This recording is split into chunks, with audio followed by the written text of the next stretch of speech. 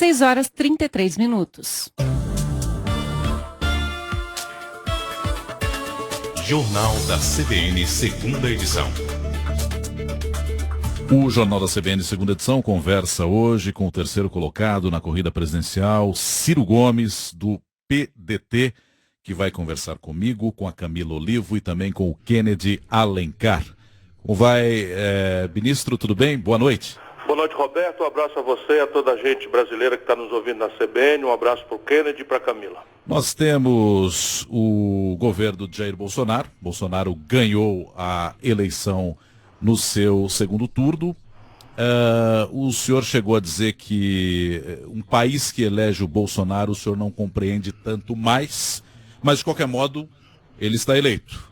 E agora, senhor Ciro Gomes, para onde vai a oposição a esse governo Jair Bolsonaro? Como é que vai trabalhar em torno de um candidato que já está eleito e de um governo que já começa o seu processo de transição? Enfim, qual é a impressão que o senhor tem desses primeiros movimentos de Jair Bolsonaro e expectativa para o governo dele? Veja, o governador, o Jair Bolsonaro foi eleito presidente da República e merece ser cumprimentado por isso, não é? Desejar a ele boa sorte é um imperativo das boas práticas democráticas, embora todas as evidências derivadas da minha experiência e já dos primeiros gestos nos façam descrer. Mas, mal comparando, ele é o piloto do avião e nós todos estamos nesse avião, que é o Brasil. Portanto, desejar que ele acerte, que ele tenha, enfim, todo o êxito possível é uma obrigação de um democrata que tem uma história de vida como eu. Agora, a nós outros, a quem a população deu a tarefa também muito grave e importante de mover a oposição, nós precisamos fazer uma reflexão sobre o que aconteceu no Brasil. E aí isso vai balizar o rumo futuro. Na minha opinião, o que aconteceu com o Brasil foi a consequência óbvia, que eu tentei avisar 1 milhão de vezes, da absoluta irresponsabilidade com que a cúpula do PT, do Partido dos Trabalhadores, conduziu esse processo. Na verdade, chamou o país para dançar na beira do abismo, que foi uma expressão que eu usei, usou da fraude, abusou da fraude em todos os caminhos e acabou produzindo esse terrível risco que o Brasil hoje está vivenciando. E isso orienta qual é a oposição que eu quero participar. Só o PT é responsável por isso? Sem nenhuma dúvida, a força vitoriosa mais importante no Brasil é o antipetismo. Isso não sou eu que estou dizendo. Todas as evidências estão dadas, todas as pesquisas mostravam isso, só quem não quis ver foi a cúpula do PT. Evidentemente que você pode responsabilizar a Marina, que tirou 1%, eu que tirei 12,54%. Mas quem realmente encaminhou essa fraude que deu no Bolsonaro foi o PT. Ou não é verdade que o Lula, contra todas as evidências da lei e de toda a consciência política do país, da consciência jurídica, enganou a sociedade brasileira dizendo que seria candidato até a última hora? Ou não é verdade que o Lula impôs o Haddad, que era um candidato que tinha acabado de perder as eleições em São Paulo, em todas as urnas? O Haddad tirou menos de 16%, quer dizer, um pouco mais de 16% dos votos em São Paulo. Será que isto o credenciava? Isto não é, de novo, o mesmo esforço que o Lula fez de impor a Dilma, uma pessoa que, sendo limpa, é um desastre na política, ou nós vamos esquecer que a causa dessa grande tragédia do Brasil é o desgoverno da Dilma? Quem impôs ao Brasil o vice-presidente Michel Temer foi o Lula também. É a mesma coisa. E nós, por solidariedade, por uma longa história de caminhada em conjunto, vamos relativizando. Agora, pensando no futuro do país, é preciso que a gente rasgue esse véu. Ministro, não é mais possível contemporizar com as irresponsabilidades do PT. Claro, o Kennedy tem uma pergunta em Brasília. Pois não, Kennedy. Ô, ministro, boa noite para o senhor. Boa noite, ministro. O senhor sempre disse que o Lula foi condenado injustamente e essa condenação era o que impediu o Lula de ser candidato. Aí o Lula recorreu à justiça para tentar ser candidato. E, nesse meio tempo, o senhor diz que foi ofertada ao senhor a possibilidade de ser vice do Lula. Quando o TSE impediu a candidatura do Lula, o senhor não teria sido naturalmente o candidato a presidente, então, de uma aliança PDT-PT e não poderia ser presidente eleito? Não faltou mais um... mentira final que o Lula queria pregar ao país. O senhor viraria a cabeça de chapa? Eu quero entender, ministro. Todo mundo jurídico sabíamos que o Lula não seria candidato. Ele manteve a candidatura num processo de fraude. Todo mundo sabia que a lei da ficha limpa não admite dubiedade. Ela é muito clara ao afirmar que se transforma inelegível o cidadão que for condenado em segunda instância, que é exatamente com muita clareza a situação do Lula. Pode-se fazer juízo de valor sobre a sentença? Pode-se fazer juízo de valor sobre a sentença. Mas na medida em que o Lula recorre aos tribunais, o que ele está fazendo é reconhecer o rito da lei. E se o rito da lei é esse, o rito da lei dizia que ele não é candidato. Todo mundo sabe disso. Nós todos é que temos uma certa consideração, quisemos contemporizar, sentimos dor pelo que aconteceu, e eu não estou falando isso para olhar para trás. Estou falando isso para olhar para frente. O Brasil está nessa situação porque o Lula impôs uma pessoa sem preparo, sem treinamento, como a Dilma, que precipitou o país na maior crise econômica do país, que se vulnerou, tendo no primeiro ano de mandato incapacidade política para juntar 1/3 dos deputados.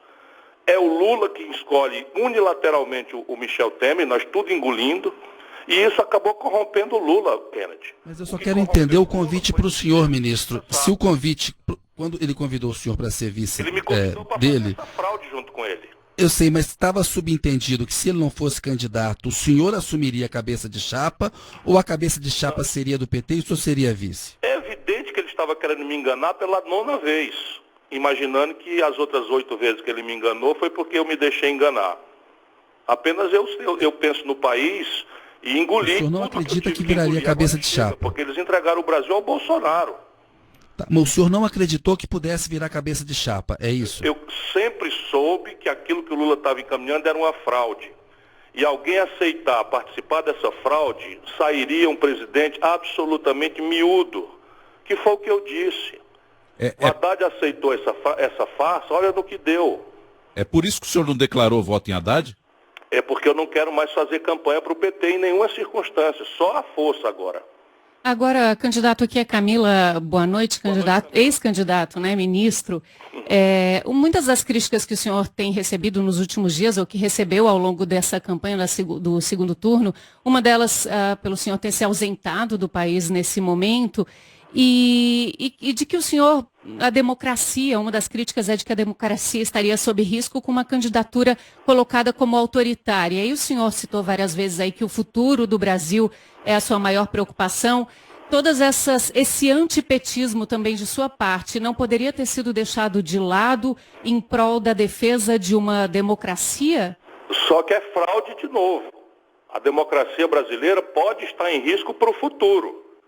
Mas quem entra num processo eleitoral não pode achar que democracia é só se você ganhar. Essa, aliás, era a opinião do Bolsonaro denunciando previamente as urnas se ele não ganhasse. E está sendo duro no Brasil a gente achar uma posição de equilíbrio. A cúpula do PT, os fanáticos do PT, viraram rigorosamente a mesma coisa desses bolsominions enlouquecidos, que engolem tudo que o Bolsonaro diz e relativizam tudo, etc. Mas repare uma coisa, eles me forçaram, lá na pré-campanha, a assinar um manifesto dizendo que a eleição sem Lula era fraude. E aí esquecem tudo isso. Toda essa gente, esses bajuladores do Lula, todos foram constrangidos a assinar um manifesto, como se o Brasil agora fosse um puxadinho do PT. E isso é o que... E veja quem está falando isso, o Kennedy Alencar está aí do seu lado, está em Brasília, ele conhece de perto a minha conduta. Faz mais de 20 anos que eu ajudo o Lula. Mais de 20 anos. Agora, desta feita, passou de qualquer limite. E não é por mim, é pelo Brasil. Ô, ministro, olhando para o Brasil, o Bolsonaro já tomou algumas decisões. Criar o Superministério da Economia, fundido Fazenda, que foi uma pasta que o senhor ocupou, Planejamento, Indústria, Comércio Exterior e Serviços. Vai dar o Paulo Guedes. Vai fundir também Agricultura e Meio Ambiente. E o Paulo Guedes diz que o Mercosul não será prioridade. Qual é a sua avaliação sobre essas 3 decisões já tomadas pelo presidente eleito e a sua equipe? Kennedy, deixa eu completar uma outra notícia que circulou hoje, é também da fusão dos ministérios da Educação com o da Cultura e do Esporte. Aí já incluo também na pergunta de qual a sua opinião sobre essas medidas. Eu acho que nós precisamos ter humildade para, reconhecendo a eleição como legítima, e eu a reconheço como legítima, ao contrário do primeiro momento do PT, a gente tem que dar ao presidente eleito, né, a faculdade, né, dele organizar a equipe e a estrutura do seu governo da forma que lhe for conveniente. Entretanto, se você me pede uma opinião não do candidato, que quer tomar essa posição de distanciamento, desejar boa sorte e respeitar os movimentos dele até a hora que daqui uns 100 dias, que são normalmente nas tradições por aí afora, um tempo que se dá para a gente então examinar o resultado. Agora, se você me pede uma opinião de uma pessoa muito experiente, isto não pode dar certo. Por quê? Porque as contradições nessas fusões são absolutamente orgânicas. Por exemplo, indústria e comércio quer diminuir tributo, quer melhorar a competitividade sistêmica, quer melhorar a condição da indústria fortalecer. E fazenda, premida especialmente a fazenda brasileira, pela mais grave crise fiscal da nossa história, quer cobrar imposto, ponto.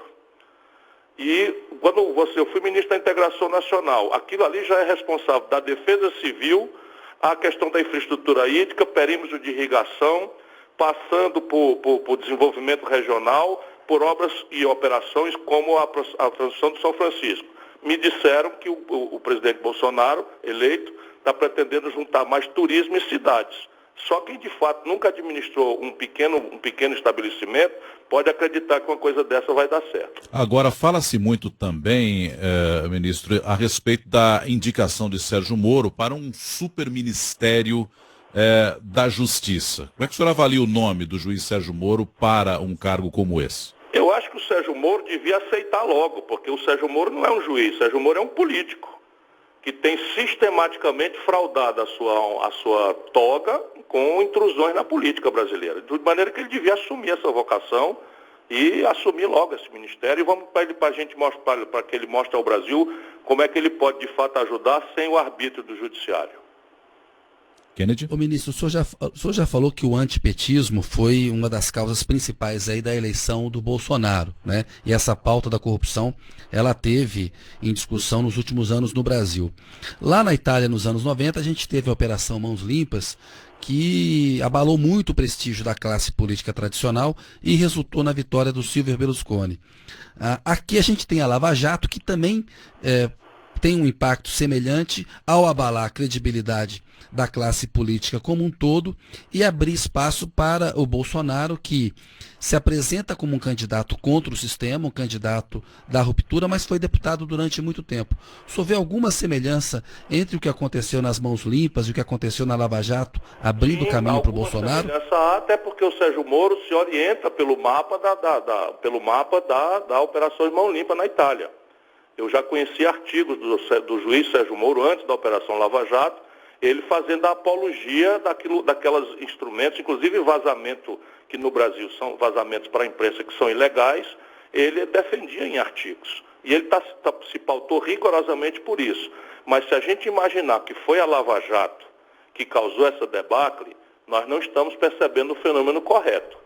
Porque nós então cairíamos na intolerável consequência, que é o que a cúpula do PT faz todo dia, de chamar 60% do povo brasileiro de fascista. E isso eu me recuso completamente a fazer. Vamos ter clareza, o Haddad tirou 32% dos votos em São Paulo. O Bolsonaro tirou 68%. No meu estado, eu ganhei a eleição. Aqui as pessoas me conhecem, eu ganhei a eleição. E no segundo turno, o Haddad ganhou no Ceará em todas as urnas. O Bolsonaro aqui no Ceará foi terceiro lugar. No segundo turno, o Bolsonaro não ganhou em nenhum município do Ceará.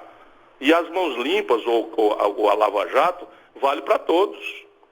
O problema é que o PT passou de qualquer limite, Kennedy. Não pense que é prazeroso para mim eu dizer isso, não. Essa divisão, ministro, não pode impedir uma vitória em 2022 se o senhor segue o caminho numa linha. O PT segue no outro. O PT mantém ali, digamos, os 25%, 30% de votos dele. Ou o senhor acredita que é possível construir um caminho pelo centro, já que se somar os votos dados ao Haddad, com abstenção nulos e brancos, é maior do que o Bolsonaro teve? O senhor vê um jeito de trilhar um caminho que não passe nem pelo Bolsonaro nem pelo PT? Somar contra o Bolsonaro a abstenção, somar contra o Bolsonaro nulo e branco é um erro grave de quem não quer perceber os seus próprios equívocos. Isso é o que desorienta o Brasil. Agora, eu acho que o Brasil precisa desesperadamente construir um caminho diferente dessa polarização mesquinha que nos trouxe a esse momento que nós estamos vivenciando. Pois é, esse é um vou ponto. me bater e vou lutar por isso. Esse é um ponto, ministro, que eu queria entender um pouco melhor. O senhor citou aqui no começo da nossa conversa que quer olhar para frente. O que é esse olhar para frente como oposição, que seja de algum modo construtiva para o país diante de um governo Bolsonaro? O que seria exatamente esse olhar para frente? Eu acho que nós precisamos chamar todo mundo, organicamente aos partidos, quanto possível, mas do jeito que as coisas estão no Brasil, isso vai ter que transcender a próprio limite dos partidos, para nos coesionar ao redor de 3 valores fundamentais. Primeiro, a proteção da institucionalidade democrática. Se há uma ameaça à democracia, ela não aconteceu de hoje para trás. É mentira do PT, foi terrorismo do PT, que envolveu muita gente boa que acabou acreditando, dizer que votar no Haddad era defender a democracia. Isso é mentira. A democracia brasileira está absolutamente preservada e ela pode estar ameaçada de hoje para adiante. Então, a primeira grande tarefa do futuro é organizarmos um movimento capaz de proteger as regras da democracia.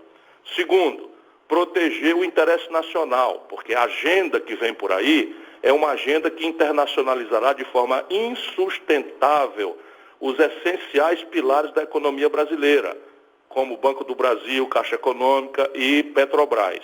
E não há capital privado nacional brasileiro para comprar nenhuma dessas empresas, de maneira que entregá-las à iniciativa privada significa entregá-las ao capital estrangeiro, especialmente, provavelmente, a capital chinês, o que é de todo inconveniente para o Brasil. E nós precisamos proteger essa questão estratégica do interesse nacional, não para bajular corporativismo, nem muito menos sancionar a roubalheira que se sistematizou nos governos do PT. Aliás, replicando aquilo que já vinha sistematizado nos governos do PSDB. E terceiro, proteger os pobres, porque há uma agenda grave de desmonte do estado de bem-estar social rudimentar que nós sofremos. Esses 3 valores, que parecem simples, é o que deve orientar a coesão das forças políticas que têm compromisso com o povo brasileiro. Só para a gente fechar aqui, ministro Ciro Gomes, a gente tem mais 1 minuto de entrevista. O senhor está otimista em relação à próxima legislatura, ao próximo governo? Qual é a sua expectativa? Não é muito provável, não. Eu lhe digo por quê. Nunca vi a fragmentação que estou vendo na Câmara Federal. De maneira que até a própria renovação, que foi extensa, 272 deputados de primeiro mandato, é uma renovação que vem na linha da inexperiência, na linha do moralismo, de goela, na linha, enfim, dos interesses de identitários de grupos muito reacionários na vida brasileira. E 30 partidos representados ali.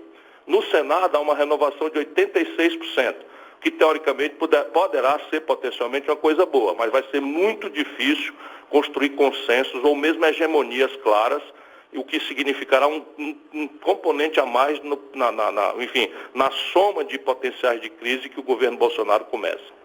Ministro Ciro Gomes, muito obrigado, por atender a CBN e uma boa noite ao senhor. Muito obrigado, boa noite a todos. Ciro Gomes, portanto, que foi o candidato terceiro colocado na corrida presidencial, conversando aqui com o ouvinte do jornal da CBN, segunda edição.